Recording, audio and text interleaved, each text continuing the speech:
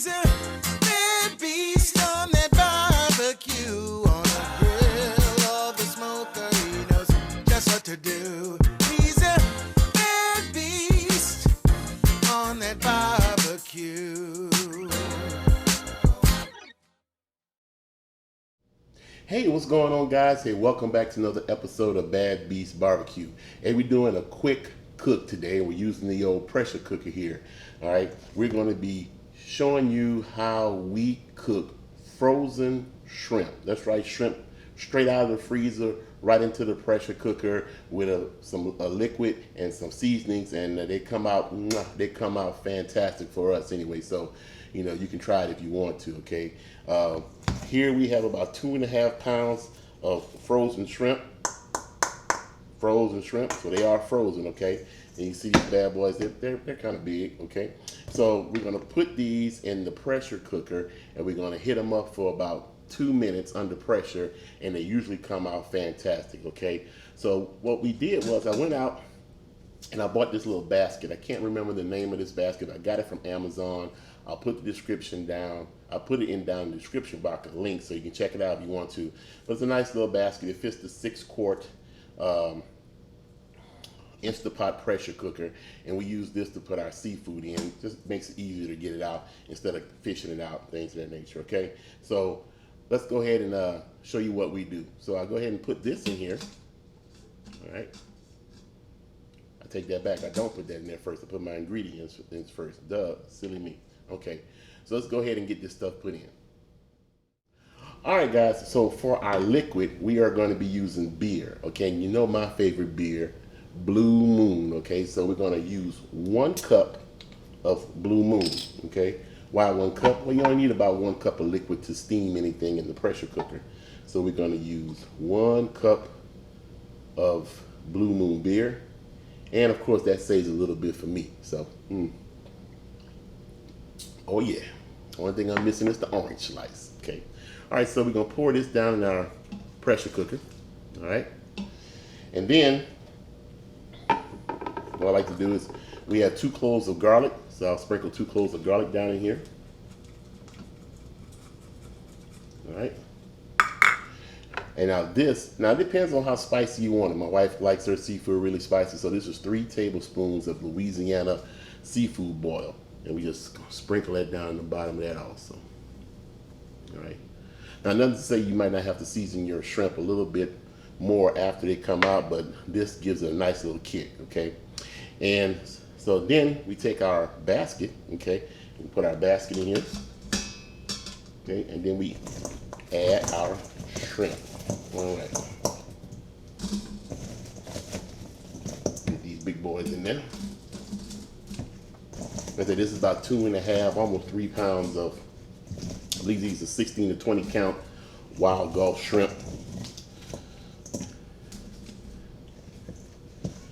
And they fit in there right nice. All right.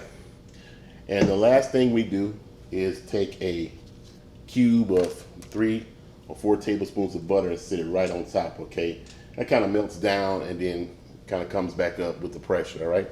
And then so, put this on here,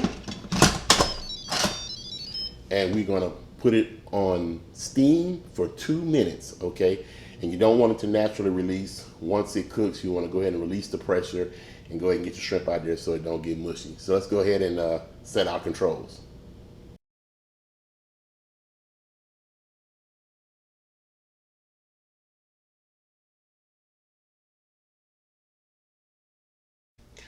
All right, guys, so it's been, these shrimp have been under pressure for 2 minutes. Now, once again, when using a pressure cooker, don't get the illusion that you put the food in here, press on, and it instantly goes to pressure, and you cooking for 2 minutes. I mean, these shrimp actually took about 30 minutes.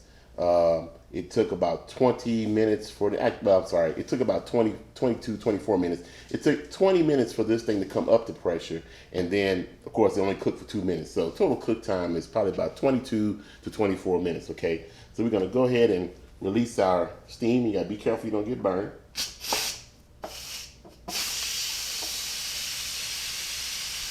And release our steam, and we'll wait to see what we get, so don't go nowhere. All right, guys, so our steam is released. Get these bad boy up and ooh, that look good. That look good. That looks good. All right. So go ahead and show you how easy it is. That's why I got this little steamer basket. You see how easy it is to pull that out? And we're gonna dump these in this tray. Check that out. Oh, that looks good. Butter everywhere. All right, put that here. And we don't let all this go to waste down in the bottom. Take this pot here. Be careful, it's hot. And pour this all over our shrimp and seafood. Now we've done this with shrimp and mussels before. It came out fantastic, man. So I gotta tell you, these are great. They're hot though, hot as heck, but they look fantastic. So I'm going to give you a close-up look at these bad boys.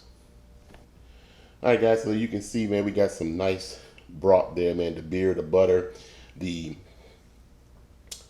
seasoning from the crab boil. You see they got a nice opaque pink orange color, so and they just dying to be eaten. Okay, so let's go ahead and dig in and have a quick taste test. All right, so I'm gonna try to peel one of these hot shrimp without burning myself. All right, so we got one nice little shrimp here.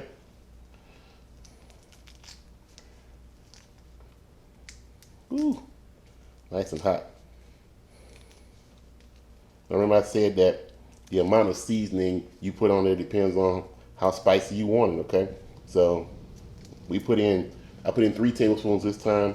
Last time we put in 2, my wife said it wasn't spicy enough, so I put in a couple more, or put 1 more. And here we have it. Go ahead and have this taste test. I can smell the seafood, boy.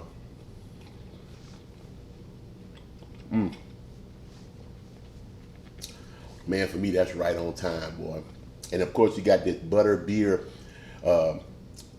juice down here that came out of the bottom of the pressure cooker where you can just dip your shrimp in and go to town. So, well, that's it. That's all we have time for tonight.